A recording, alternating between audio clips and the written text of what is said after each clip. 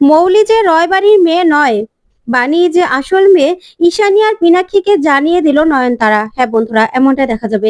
তাই সম্পূর্ণ জানতে ভিডিওটিতে লাইক দিয়ে চ্যানেলটি সাবস্ক্রাইব করে দেখতে থাকুন। গল্পের শুরুতে দেখা যাবে বানি আর অনিরুদ্ধ মধুরার কাছে সব জানতে পেরে বলে, তার মানে ওই বিক্রমদেব আগে থেকে আমাদের চিনতে পেরে গেছিল। তখন সাথী বলে, তার মানে বিক্রমদেব কতটা চালাক দেখেছো? তখন মধুরা বলে, হ্যাঁ, লোকটা কিন্তু অনেক চালাক। উনি বুঝতে পেরেও ওদেরকে ঠকিয়েছে, তারপরেও কিছু বলেনি। তখন সাথী বলে, জানো তো, এবার কিন্তু ওই লোকটা অন্য কিছু করার চেষ্টা করবে। তখন মধুরা বলে, হ্যাঁ, এবার কিন্তু বিক্রম দেব অন্য কোনো চাল রেডি রাখবে, যেহেতু ধরতে পেরে গেছে তোমরা এসব কিছু করেছো। তখন বাণী বলে, তাহলে এবার ওনার মুখোমুখি আমাদেরকে হতে হবে। তখন অনিরুদ্ধ বলে, আমি একা যাব, তুমি নয়। তখন সাথী বলে, হ্যাঁ বাণী, অনিরুদ্ধ একদম ঠিক কথা বলছে, তোমার যাওয়া দরকার নেই এই অবস্থাতে, তোমার ক্ষতি করে দিতে পারে। তখন বাণী বলে, না না মাসিমা, আমি আমার পরিবারের জন্য, আমাদের বাড়ি বাঁচানোর জন্য এতটুকু তো আমি করতেই পারি। আমি লড়াই করতে পারি, সেই লড়াই করার শক্তি আমাকে উপরওয়ালা দিয়েছে। তাই আমাকে প্লিজ আপনি আটকাবেন না, আমাকে বরং আপনি আশীর্বাদ করুন। তখন সাথী বলে, আমার আশীর্বাদ সব সময় তোমার সঙ্গে আছে বাণী, তুমি চিন্তা করো না। তখন মধুরা বলে, কিন্তু বাণী, একটু সাবধানে, এই লোকটা যে কি করবে সেটা কিন্তু আমরা জানি না, তাই তোমাকে সাবধানে থাকতে হবে। তখনই বাণী আর অনিরুদ্ধ বেরিয়ে পড়ে। অন্যদিকে শ্যামলী, বিদ্যুৎ আর কুয়াশার বাড়িতে গিয়ে ওঠে। তখন বিদ্যুৎ বলে, কি মা, তুমি ব্যাগপত্র নিয়ে চলে এসেছো? তখন শ্যামলী বলে, ও বিদ্যুৎ, আমার জন্য একটা ঘরের ব্যবস্থা করে দে। আমি না সবার সঙ্গে গাদাগাদি করে এভাবে ঘুমোতে পারছি না, আমি ও বাড়িতে আর যাবো না। তখনই বিদ্যুৎ বলে, কি করে দেবো মা, আমাদের তো ওই একটা বসার ঘর, এই একটা ঘর। তখন শ্যামলী বলে, তাহলে তোরা ওই বসার ঘরে চলে যা, আমি এই ঘরে ঘুমোবো। তখন কুয়াশা বিদ্যুতের উপর রেগে যায়। তখনই শ্যামলী মনে মনে বলে, একদম ঠিক হয়েছে, তোমরা আমার সঙ্গে যে ভাষায় কথা বলেছো, তোমাদেরকে সেই ভাষাতে আমি ঘায়েল করলাম। অন্যদিকে বিক্রম দেব তানিয়াকে মোবাইলে ভিডিও দেখায় আর বলে, দেখো দেখো, তোমার মা আর বাবা কেমন সেজেছে, ওদেরকে চিনতে পারছো তো? ওরা কিন্তু নানান রকম বেশ নিতে পারে। তখনই সেখানে বাণী আর অনিরুদ্ধ চলে আসে, আর বাণী তানিয়াকে ভিতরে পাঠিয়ে দেয়। তারপরেই বিক্রম দেব বলে, কি মিস্টার আর মিসেস বাজুরিয়া, আপনাদের সঙ্গের ওই মোহিত বাবু কোথায়? এই টাকাগুলো আসল, আমার থেকে বাড়ি কিনতে গিয়েছিলে তাই তো? এই টাকাগুলো আমি রেখে দিলাম। আর বস্তার মধ্যে নিচে কি? নিচে হলো সব রঙিন কাগজ, তাই তো? এই বলে অনিরুদ্ধর উপর ছুঁড়ে মারে বিক্রম দেব আর বলে, আমাকে ঠকানোর চেষ্টা করা। এখন এগুলো দিয়ে তোমার মেয়ে আছে তো, তোমার মেয়ে খেলা করবে। অন্যদিকে দেখা যাবে পিনাক্ষী নিজের মুখটা খুলে নেয়। তখনই পিনাক্ষী পড়ে যেতে লাগলেই ঈশান এসে ধরে ফেলে আর বলে, পিনাক্ষী কি হলো, কি হয়েছে তোমার? গায়ের টেম্পারেচার তো কমে গেছে। এই বলে ওষুধ খাইয়ে দেয়। তখন পিনাক্ষী বলে, আমি ঠিক আছি, তুমি চিন্তা করো না। তখন ঈশানী বলে, না তুমি ঠিক নেই, তুমি যে বাণীর সঙ্গে কেন এইভাবে হ্যাঁতে হ্যাঁ মেলাচ্ছ, আমি সেটাই বুঝতে পারছি না। এই বাণীর জন্য কতটা ক্ষতি হয়ে যাচ্ছে তুমি বুঝতে পারছো? তুমি কি এখন এগুলো পারো? তখন পিনাক্ষী বলে, তুমি বাণীর কোনো দোষ দিও না, বাণী যা করছে আমাদের বাড়িটা বাঁচানোর জন্য করছে, তুমি বুঝতে পারছো না? বাণী যা করেছে ঠিক করেছে। তখন ঈশানী বলে, আমি বাণীকে বিশ্বাস করতে পারছি না, ভুলে যেও না ও তোমাকে গুলি করেছিল। তখনই পিনাক্ষী বলে, না, বাণী গুলিটা করেনি, সেটা আমি বিশ্বাস করি। কোর্টে কি প্রমাণ হয়েছিল যে বাণী গুলিটা করেছে? তখন তো ঈশানী চমকে যায়। তখন পিনাক্ষী বলে, হ্যাঁ, কোর্টে সেটা প্রমাণ হয়নি। অন্যদিকে বিক্রম দেব অনিরুদ্ধ আর বাণীকে বলে, কি আমাকে মনে করেছিলে ঠকাবে তোমরা, আমার থেকে বাড়িটাকে কিনে নিয়ে আমাকে পথে বসিয়ে দেবে? না, সেটা তো হবে না। তখনই অনিরুদ্ধ বলে, আপনি কি ভেবেছেন আপনি আমাদের চিনে ফেলেছেন বলে আমরা ভয় পেয়ে যাব? তখন বাণী বলে, না, আমরা কিন্তু ভয় পাইনি, আমরা কিন্তু একটু ভয় পাচ্ছি না। তখনই এই কথা শুনে বিক্রম দেব বলে, তাই নাকি বাণী দেবী? তখন বাণী বলে, হ্যাঁ, আপনি নিজের ব্যবসাটা বাঁচাতে পারেন কিনা সেটা দেখুন না, এবার আমিও দেখবো আপনি কি করে নিজের ব্যবসাটা বাঁচান। তখন বিক্রমদেব বলে, আমার কিচ্ছু তোমরা করতে পারবে না, এবার দেখো আমি কি করি। তোমাদের সব চালাকি আমার কাছে ধরা পড়ে গেছে। তোমরা এত বড় চালাক যে আমাকে ঠকানোর চেষ্টা করেছিলে, বিক্রম দেবকে ঠকানো না এত সহজ নয়। তখনই অনিরুদ্ধ বিক্রম দেবের কলার চেপে ধরে আর বলে, তো এত বড় সাহস, আবার তুই বড় গলা নিয়ে কথা বলছিস? তখনই বাণী অনিরুদ্ধকে ধরে আর বলে, এরকম করবেন না মিস্টার চ্যাটার্জি। তখন অনিরুদ্ধ বলে, আমরাও বলছি আপনার কাছে কিচ্ছু থাকবে না। তখন বাণী বলে, এবার খুব তাড়াতাড়ি আপনার মুখোশ আমরা সবার সামনে খুলবো, আর আপনার থেকে সবকিছু আমরা নিজেদেরটা নিজেরা বুঝে নেব। যেভাবে স্টে অর্ডার বের করে বাড়ি ভাঙা থেকে বাঁচিয়ে নিয়েছি সবকিছু করব। তখনই বিক্রমদেব বলে, কিচ্ছু করতে পারবে না, এই বাড়িতে আমি শপিং মল করব, আমার নামও বিক্রম দেব, নামটা তোমরা মনে রাখবে। তখন এই বলে বিক্রম দেব প্রচন্ড রেগে যায়। অন্যদিকে পিনাক্ষী ঈশানীকে বলে, আচ্ছা আমি বলতে চাইছি, কোর্ট থেকে কি এটা প্রমাণ হয়েছে যে বানি গুলিটা করেছিল? প্রমাণ হয়নি তো। তাহলে আমরা কেন একজনকে দোষারোপ করছি? শুধু শুধু দোষারোপ করো না ঈশানী। আচ্ছা ঠান্ডা মাথায় তুমি ভেবে দেখো, এই যে বানি যা কিছু করছে, কি জন্য করছে? আমাদের বাড়ি বাঁচানোর জন্য করছে। আমাদের মাথার উপর থেকে যেন ছাদটা চলে না যায়, সেজন্য করছে। কোনো লোভ থেকে কিন্তু করছে না, কোনো স্বার্থ থেকে করছে না। তুমি সেটা বুঝতে পারছো? আমি সেই জন্য বলছি, বাণীর পাশে আমরা আছি। তখন ঈশানী বলে, আমি কিন্তু মানতে পারছি না।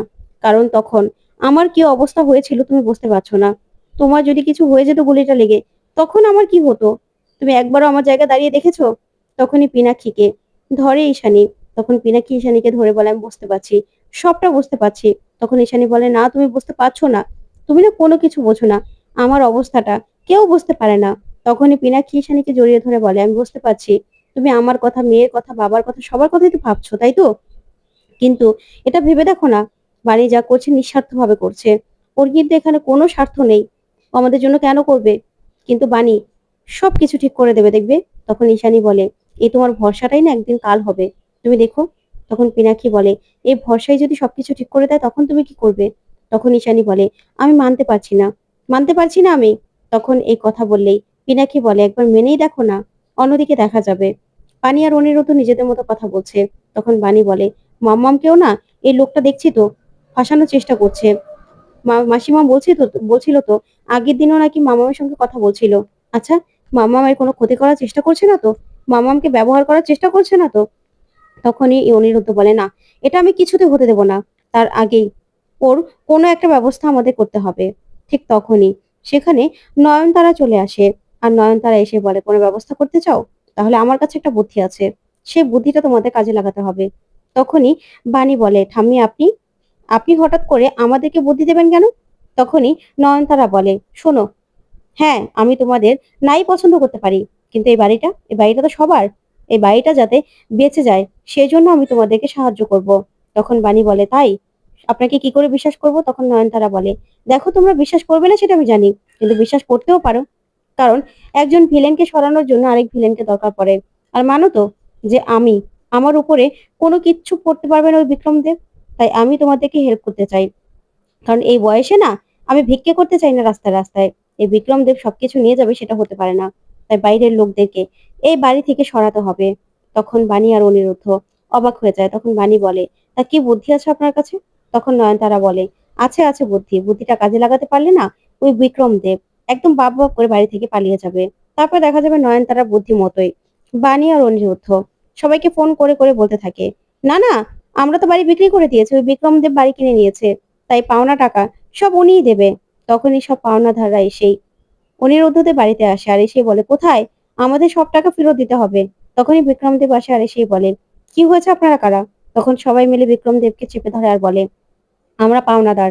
তখন বাণী বলে, এ কি, আপনি বাড়ি কিনেছেন, কোম্পানি কিনেছেন, তাহলে যারা যারা পাওনাদার তারা তো আপনার কাছ থেকেই টাকা নিতে আসবে, তাই না? টাকাগুলো তো আপনাকেই দিতে হবে।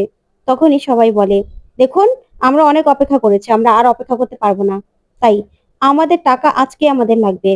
তখন তো নয়নতারা হাসতে থাকে। তখন উকিলবাবু বলে, হ্যাঁ, ওনারা অনেকগুলো টাকা পায়। আর তাছাড়া একটা ব্যাংকেরও লোন আছে, প্রায় 80 লক্ষ টাকা। আর এখানে যে যারা যারা টাকা পায় সব মিলিয়ে 2.5 কোটি টাকা তো হবেই, সব আপনাকে পরিশোধ করতে হবে। তখন বিক্রমদেব বলে, মানে কি বলছেন, আপনার মাথা ঠিক আছে? তখন বাণী বলে, মাথা ঠিক থাকবে না কেন ওনাদের? একটা কোম্পানি আপনি হুট করে নিয়ে নিলেন, সে কোম্পানির কত ধার দেনা আছে সেটা আপনি দেখে নেবেন না? এত বছরের পুরনো কোম্পানি, ধার দেনা তো থাকবেই। তখন বিক্রমদেব বলে, না, কিছুতেই না। তখনই অনিরুদ্ধ আর বাণী বিক্রমদেবের হাতে কাগজপত্র তুলে দেয়। তখনই বিক্রমদেব কাগজপত্র দেখতে থাকে। আর এদিকে লোকগুলো সবাই বলে, দেখুন, আমাদের টাকা আমাদেরকে ফেরত দিতেই হবে। তখন বিক্রমদেব বলে, না, আমি একটা টাকাও কাউকে দেব না, কাউকে না। তখনই বাণী বলে, আপনাকেই তো দিতে হবে, আপনি না দিলে আর কে দিবে? কারণ আপনি এখনকার এগুলোর মালিক, যে মালিক তার কাছ থেকেই তো টাকা নিতে আসবে, তাই না? আপনি তো আর অস্বীকার করতে পারেন না যে ওনাদের টাকা দেবেন না। তখন বিক্রমদেব বলে, এগুলো সব তোমাদের সাজানো নাটক, এই লোকগুলোকে ভাড়া করে এনেছো, তাই তো? আমি না কিচ্ছু করতে দেবো না তোমাদের, তোমরা কোনো চালাকি করে পারবে না। তখন বাণী বলে, চালাকের কি আছে, আপনি দেখুন না। তখনই বিক্রমদেব রেগে চলে গেলে অনিরুদ্ধ আর বাণী সবার কাছে কৃতজ্ঞতা প্রকাশ করে আর বলে, আপনারা না এলে আজকে এটা সম্ভব হতো না। তখন নয়নতারা বলে, হ্যাঁ, আপনারা খুব ভালো অভিনয় করেছেন। তারপর সবাই চলে গেলেন। নয়নতারা নিজে বুক ফুলিয়ে বলে, দেখেছো আমার প্ল্যান কিভাবে কাজে লেগেছে? এবার মানতে হবে তো যে আমি হলাম এগুলোর গুরু। তখনই বানি আর অনিরুদ্ধ বলে, হ্যাঁ ঠাম্মি, মেনেছি তো, কিন্তু এরপরে কি করতে হবে? তখনই সবকিছু বলে দেয় নয়নতারা। তারপর নয়নতারা চলে গেলে বানি বলে, মিস্টার চ্যাটার্জি, এই ঠাম্মি কিন্তু শুধুমাত্র বাড়িটা উদ্ধার করার জন্য আমাদের সঙ্গে আছে, না হলে কিন্তু আবার আগের মতো হয়ে যাবে। তখন অনিরুদ্ধ বলে, আমি জানি তো। অন্যদিকে নয়নতারা ঘরে গিয়ে ভীষণ খুশি। তখন মৌলি বলে, কি ব্যাপার গ্র্যান্ড মামি, তুমি এত খুশি কেন আজকে, কি হয়েছে? তখন নয়নতারা বলে, কেন, তোমার কোনো সমস্যা আছে নাকি? তখন মৌলি আদর করে কথা বলতে থাকে নয়নতারার সঙ্গে। নয়নতারাকে ভুলানোর চেষ্টা করা বলে, গ্র্যান্ড মামি, আমি তো তোমার ছোট্ট মৌলি, তুমি আমার উপর এখনো রেগে আছো? বলো তো, তুমি রেগে থাকলে আমার কেমন লাগে? তখন নয়নতারাকে বলে, আচ্ছা গ্র্যান্ড মামি, বলো না, তুমি অনিরুদ্ধ আর বাণীর সঙ্গে হাত মিলিয়েছো কেন? তখন নয়নতারা বলে, শোনো, আমি ওদের সঙ্গে হাত মিলিয়েছি বাড়িটা বাঁচানোর জন্য। এই বাড়ি থেকে আগে আউট মানুষগুলোকে বার করতে হবে, তারপরেই নিজেদের খেলা নিজেদেরকে খেলতে হবে। তুমি না এখন কিচ্ছু করবে না, তুমি শুধুমাত্র এখন বসে থাকবে, যা করার ওরাই করবে, বুঝতে পেরেছো? তখন মৌলি বলে, পরের প্ল্যানটা কি? তখন নয়নতারা বলে, পরের প্ল্যানটা কি এতক্ষণে শুরু হয়ে গেছে, তোমাকে সেই নিয়ে ভাবতে হবে না। এই বলে নয়নতারা চলে গেলে মৌলি বলে, দুধ, আমাকে তো কিছু বললোই না। অন্যদিকে তানিয়া ভিডিও করছে, আর বাড়ির কাজের লোকরা, ড্রাইভাররা সবাই মিলে আন্দোলন করছে। সেখানে বান্টিও ছিল, আর বলতে থাকে, নিপাত যাক, নিপাত যাক, বিক্রম দেব নিপাত যাক। তখনই বিক্রম দেব চলে আসে, আর সে বলে, এ কোন নতুন নাটক শুরু করে দিয়েছো বানি? এসব করে না আমাকে দমাতে পারবে না। তখন বানি বলে, নতুন নাটকের কোথায় কি হলো? আপনি বাড়ির কাজের লোকদের সঙ্গে অন্যায় করেছেন, সেটা তো আপনাকে স্বীকার করতে হবে, সেটা শাস্তি আপনাকে পেতে হবে। তখন বিক্রম দেব বলে, শোনো, এই বাড়িটা আমি কিনে নিয়েছি, এই বাড়িটা ভেঙে আমি এখানে মার্কেট করব, তাই এসব ঝামেলা আমি একদম দেখতে পারবো না, আর সহ্যও করব না। তখন বানি বলে, যখন কাজের লোকদের কল্যাণ সমিতিতে গিয়ে কমপ্লেন করবে তখন আপনারা বুঝতে পারবেন আপনি যে কত ধানে কত চাল। আপনি ওদের সঙ্গে অন্যায় করেছেন, ওদের চাকরিটা কেড়ে নিয়েছেন, তাহলে ওরা তো আন্দোলন করবে, তাই না? আর আপনাকেও সেগুলো সহ্য করতে হবে। তখন তো বিক্রম দেব প্রচন্ড ভয় পেয়ে যায়, আর বলে, তোমরা কি বলতে চাও? তো বন্ধুরা, কেমন লাগলো আজকের আপডেট? কমেন্ট করে জানাতে ভুলবে না। পরবর্তী আপডেট পেতে চ্যানেলটি সাবস্ক্রাইব